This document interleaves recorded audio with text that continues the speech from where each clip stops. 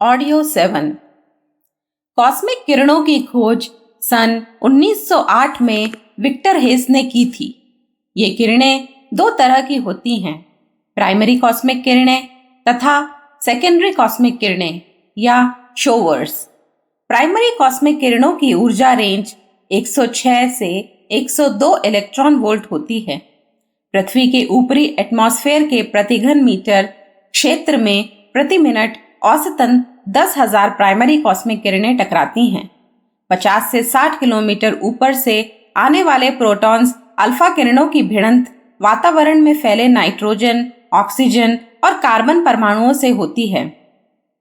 संघर्ष के कारण नाइट्रोजन, ऑक्सीजन, कार्बन और गामा किरणों के परमाणु टूटकर उच्च गति वाले द्रुतगामी आइसोटोप्स बनाते हैं, जो बाद में लोअर एटमॉस्फेयर में बिखरे अन्य परमाणुओं से टकराकर द्रुतगामी शोवर्स का निर्माण करते हैं, जिन्हें सेकेंडरी कॉस्मिक किरणें कहा जाता है।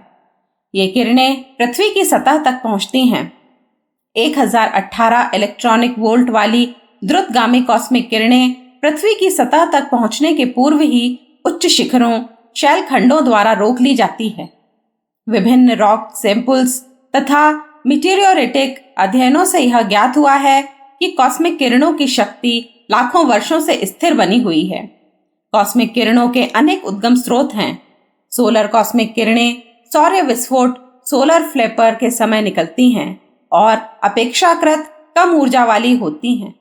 गैलेक्टिक कॉस्मिक किरणें अंतरिक्ष में समस्त दिशाओं से आती हैं। इनका उद्गम स्रोत आकाशगंगा, मिल्की वे गैलेक्सी तथा एक्स्ट्रा गैलेक्टिक माना जाता है। धधकते तारे, तेजी से चक्कर लगा रहे न्यूट्रॉन, स्टार्स और सुपरनोवा भी कॉस्मिक किरणों के उद्गम स्थल माने जाते हैं। ब्रह्मांड के किनारे पर स्थित रहस्यमय क्वासार्स को उच्च ऊर्जा युक्त कॉस्मिक किरणों का स्रोत समझा जाता है। इन अनुदानों को वांछित मात्रा में ग्रहण करने न करने के अतिरिक्त पृथ्वी का एक कार्य निरंतर गतिशील रहना भी है। मनुष्य भले ही निश्चेष्ट बैठे, भले ही उदास निराश दिखाई पड़े, पर धरती उछलती कूदती, नाचती थिरकती अपनी मोद विनोद भरी जीवन यात्रा पर अनवरत गति से चलती चली आ रही है। हम साधारणतया इतना ही समझते हैं कि पृथ्वी सूर्य का चक्कर काटती है और अपनी धुरी पर घूमती है, पर उसकी चाल में नृत्य जैसी थिरकन भी शामिल है। इसे अभी अभी ही जाना गया है। पृथ्वी की गतियों में एक है भूमंडलीय डगमगाती गति। सूर्य और चंद्रमा के गुरुत्वाकर्षणीय खिंचाव से पृथ्वी का भूमध्य रेखीय उभार तथा पृथ्वी की धुरी सदा एक ही दिशा में नहीं घूमते। ऊपर से पर्यावलोकन किया जाए तो पृथ्वी की धुरी अंतरिक्ष में एक वृत्त बनाती हुई चलती है, जिसका पूरा चक्र 25,800 वर्षों में पूरा होता है, जबकि किनारे से देखने पर एक दैत्याकार घूर्णिका के रूप में जो आगे पीछे डगमगाती हुई दृष्टिगोचर होती है। इस प्रकार पृथ्वी के विभिन्न भाग इतिहास में विभिन्न समय पर निकट आते और दूर हटते रहे हैं। दूसरे प्रकार की गति में पृथ्वी की धुरी झुकी हुई रहती है। धुरी से बना कोण तथा पृथ्वी की कक्षा की सतह अंडाकार रूप में जुड़े रहते हैं। इस तरह की गति का चक्र 41,000 वर्षों में पूरा होता है। किनारे से देखने पर पृथ्वी की परिधि झूलती हुई जान पड़ती है। दो चरम छोरों में मात्र 3 डिग्री का अंतर होता है, पर यह अंतर सूर्य ऊर्जा की मात्रा को भूभागों पर पहुंचने में परिवर्तन ला देता है। तीसरी गति पृथ्वी की कक्षा की बनावट से संबंधित है। प्रत्येक 1 लाख वर्ष के भीतर पृथ्वी की कक्षा अंडाकार से वृत्ताकार के रूप में तथा पुनः वृत्ताकार से अंडाकार के रूप में दूसरे ग्रहों के गुरुत्वाकर्षणीय खिंचाव से बदलती रहती है। अपने ग्रह से निकटतम तथा अधिकतम दूरी सूर्य की वर्तमान में 30 लाख मील आंकी गई है, पर भूतकाल में वह अधिक थी। इस खगोलीय सिद्धांत के आविष्कारक भूखगोलविद मिलानकोविच ने गणना की है कि उपरोक्त 3 गतियों के सम्मिलित प्रभाव से सौर ऊर्जा के भूमंडल पर वितरण में अंतर आता रहता है। प्रकृति का जो भूभाग कम सूर्य प्रकाश प्राप्त करता है, वहां हिमयुग की शुरुआत पहले होती है। पर्यवेक्षणों से ज्ञात हुआ है कि लगभग प्रत्येक 14 महीनों के अंतराल पर पृथ्वी का कक्ष परिवर्तित हो जाता है। यह परिवर्तन किसी भी दिशा में 16 से 33 फीट तक होता है। वैज्ञानिक इस बात से आश्चर्यचकित हैं कि पृथ्वी कोई ठोस पिंड मात्र नहीं वरन चेतना का समुच्चय है। पृथ्वी अपने अधिष्ठाता के निर्देशों पर चलने वाली सृष्टा की आज्ञाकारी संरचना है। वैज्ञानिकों का मत है कि सूर्य ठंडा हो रहा है, उसके फलस्वरूप पृथ्वी भी ठंडी हो रही है, साथ ही उसकी सक्रियता भी घट रही है। अब से 1 करोड़ वर्ष पहले दिन रात 22 घंटे के होते थे और वर्ष 400 दिन का था। अब वर्ष में प्रायः 40 दिन की कमी और दिनमान में 2 घंटे की बढ़ती हो गई है।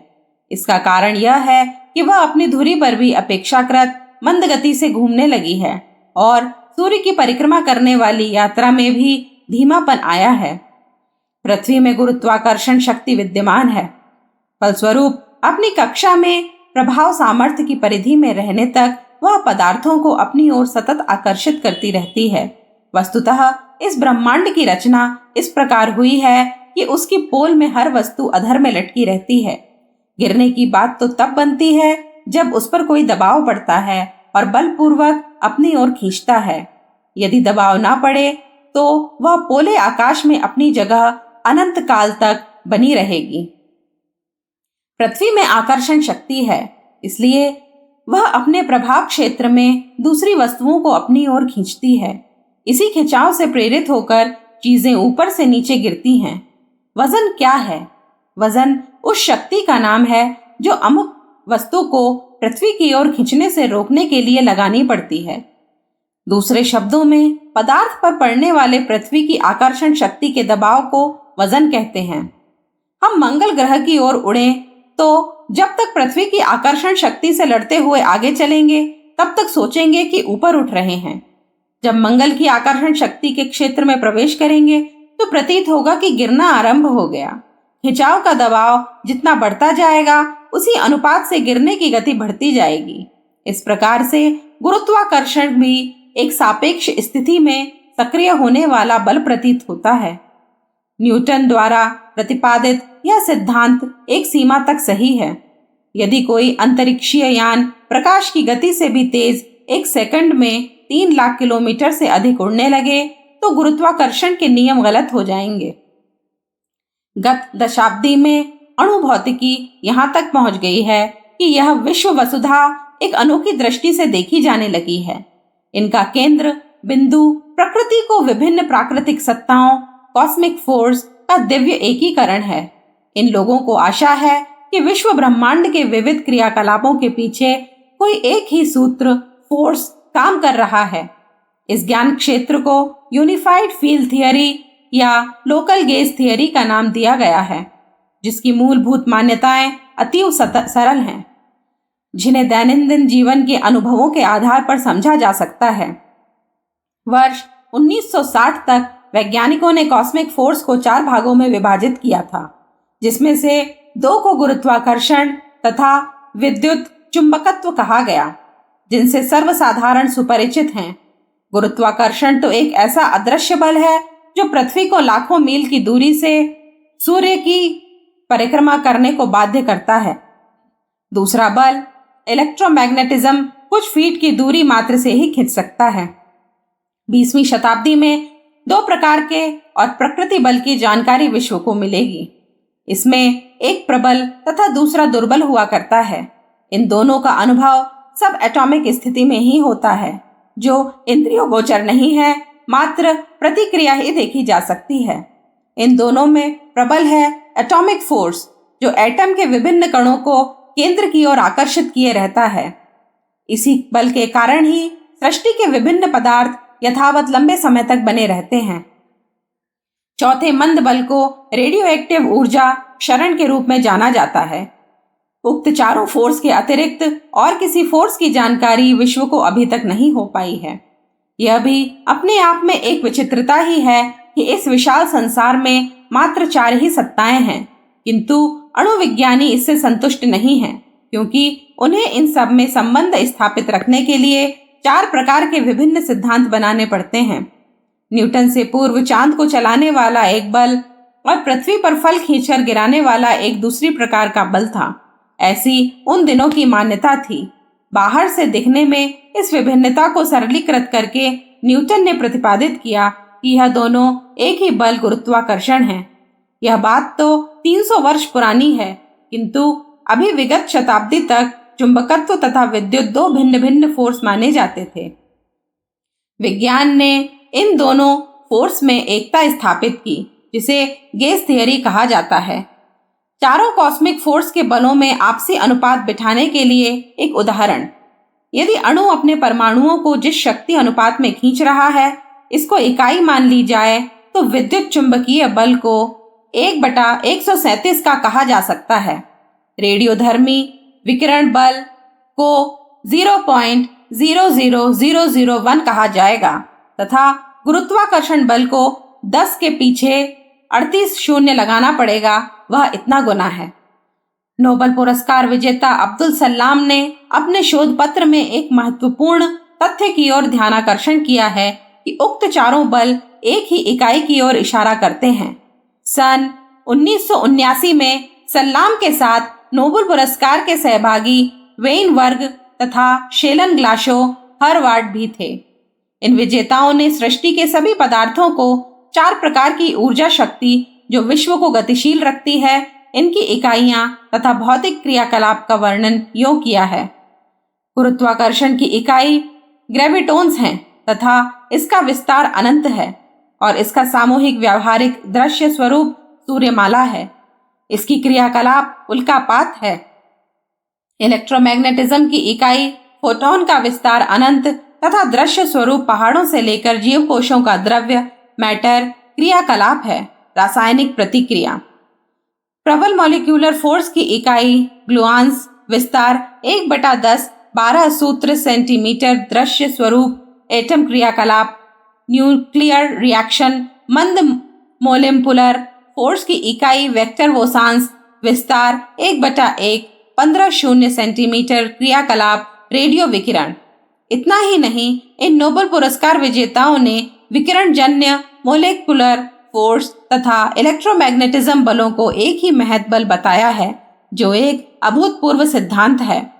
अब कभी तीनों में भी एकता स्थापन के लिए विभिन्न वैज्ञानिक भिन्न भिन्न सिद्धांत पेश कर रहे हैं, जो ब्राह्मी चेतना को प्रमाणित करने की दिशा में एक महत्वपूर्ण कदम होगा। धरती की विशिष्ट क्षमताओं में एक है उसकी चुंबकत्व शक्ति। यह सर्वविदित गुरुत्वाकर्षण से सर्वथा भिन्न है। पृथ्वी का गुरुत्वाकर्षण उसके भीतर नहीं बाहर दिखता है और पकड़े जकड़े रहने के काम आता है, जबकि चुंबकत्व शक्ति को धरती का प्राण कहा जा सकता है और वह गुरुत्वाकर्षण की अपेक्षा कहीं अधिक व्यापक क्षेत्र में फैला हुआ है। धरती की प्रकट और गर्भस्थ संपदा को इसी विशिष्ट क्षमता का प्रतिफल कहा जा सकता है। चुंबकीय क्षेत्र अविज्ञात कारणों से स्थान भी बदलते रहते हैं और उफनते तथा ठंडे भी होते रहते हैं। इन उलटफेरों का धरती के वातावरण पर असाधारण प्रभाव पड़ता है और उससे पदार्थों तथा प्राणियों की स्थिति में भारी परिवर्तन होने लगता है। पर्यवेक्षणों से पता चला है कि आदिकाल से लेकर अब तक के इतिहास में कई बार भूचुंबकीय बल ने पलटा खाया है। फलतः परिस्थितियों में भारी उथल पुथल हुई है। उन प्रभावों से प्रभावित होकर अनेकों जीव जातियां विलुप्त हो गईं। जब भी चुंबक बल घटता है, तब अंतरिक्षीय आदान प्रदानों से संतुलन गड़बड़ा जाता है और ब्रह्मांडीय किरणों को घातक बौछारों से मौसम बदलने से लेकर जीवधारियों के शरीरों तथा मनों का स्वाभाविक क्रम बेतरह गड़बड़ाने लगता है। प्रयोगशाला में चुंबकीय क्षेत्र घटाकर उसका परिणाम प्राणियों पर देखा गया तो प्रतीत हुआ कि उनका पाचन तंत्र, रक्त संचार, निद्रा जागरण ही नहीं, ज्ञान अभ्यास एवं स्वभाव भी बेतरह उलट गया। बाल झड़ने लगे, प्रजनन रुक गया और वह दुर्बल होकर अकाल मृत्यु के ग्रास बन गए। देखा गया है कि इन दिनों पृथ्वी का भू चुंबकत्व तेजी से कम हो रहा है। कुछ शताब्दियों पूर्व की अपेक्षा इन दिनों उसमें भारी कमी आई है। आशंका की जा रही है कि घटोत्तरी इसी प्रकार चलती रही तो अगले दिनों स्थिति भयंकर हो जाएगी और उसके महाविनाशकारी परिणाम होंगे। वह समय अभी दूर है और संभवतः विधाता को इस ग्रह का अस्तित्व पसंद आता हो। ऐसी स्थिति में परिस्थितियां बदल भी सकती हैं। पृथ्वी की इन सबके अतिरिक्त एक और विशिष्टता है, इसका भूगर्भीय केंद्र। पृथ्वी गर्भ में 25 मील गहरे उतरने पर इतनी गर्मी है कि उसमें पत्थर भी पिघल जाए। वहां सब कुछ पिघले हुए लोहे की तरह द्रव रूप में है। अपने जन्म काल में पृथ्वी भी सूर्य की तरह आग का गोला थी। वह क्रमशः ठंडी होती गई।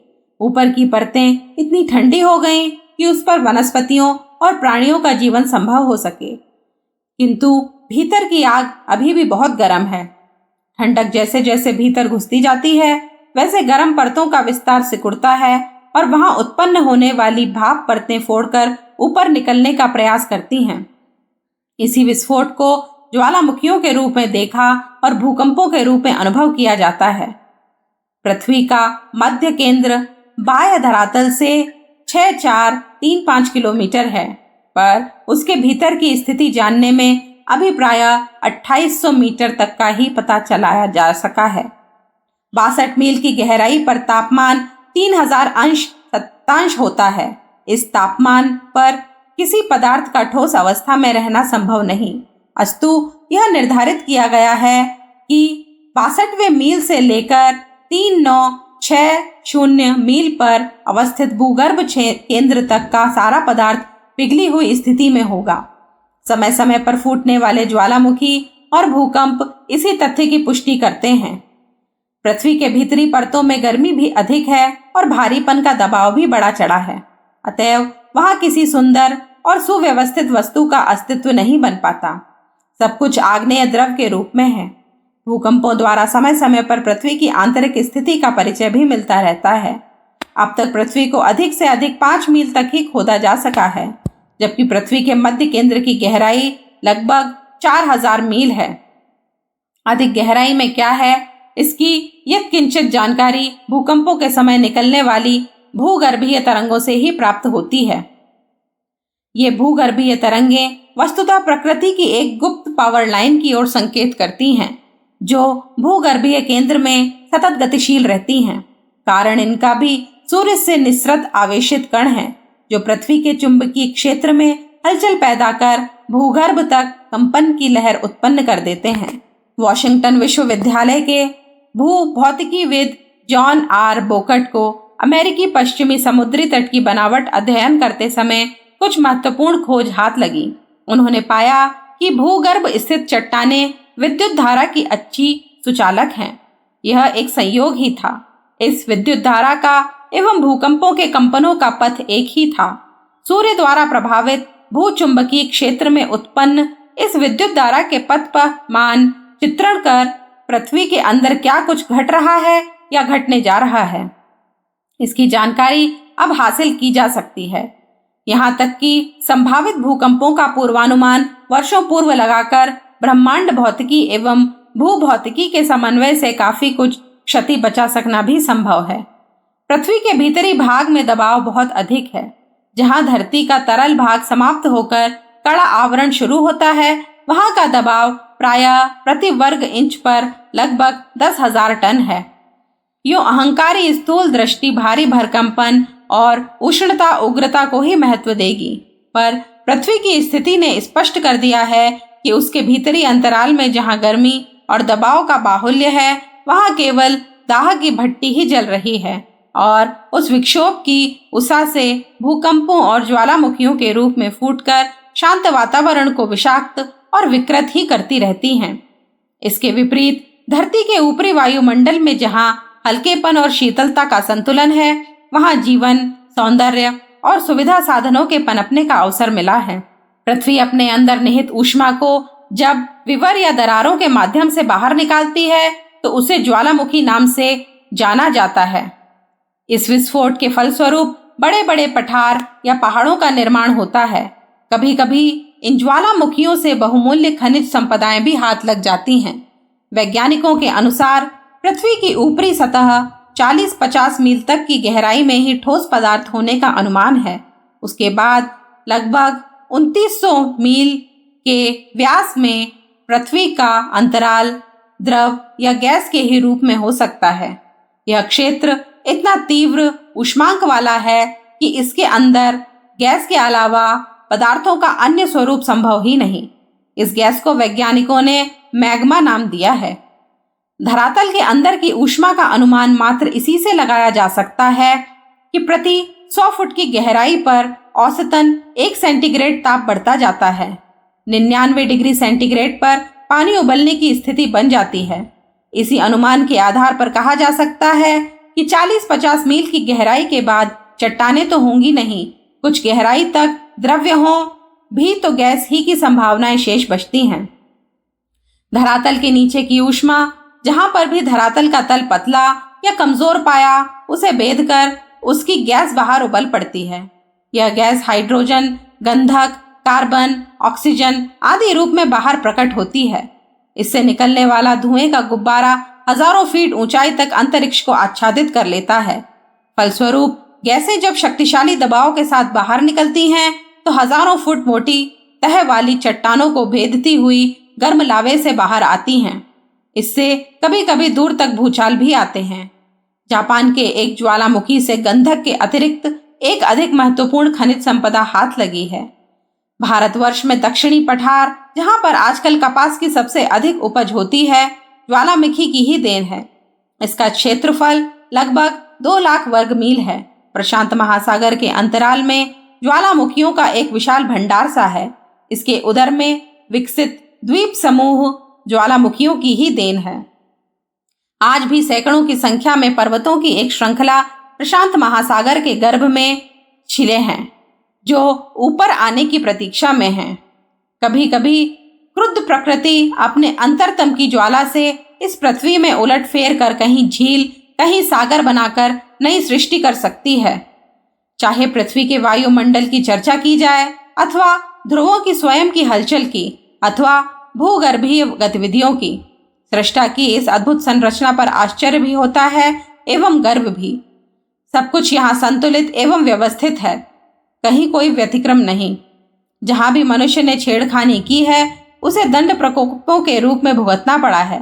अपनी इस पृथ्वी पर जीवन होना व उन सारी परिस्थितियों का होना जिससे सुख शांति से आयुष्य गुजारी जा सके, एक विशिष्ट अनुदान माना जाना चाहिए एवं हर पल का हर कीमत पर सदुपयोग किया जाना चाहिए।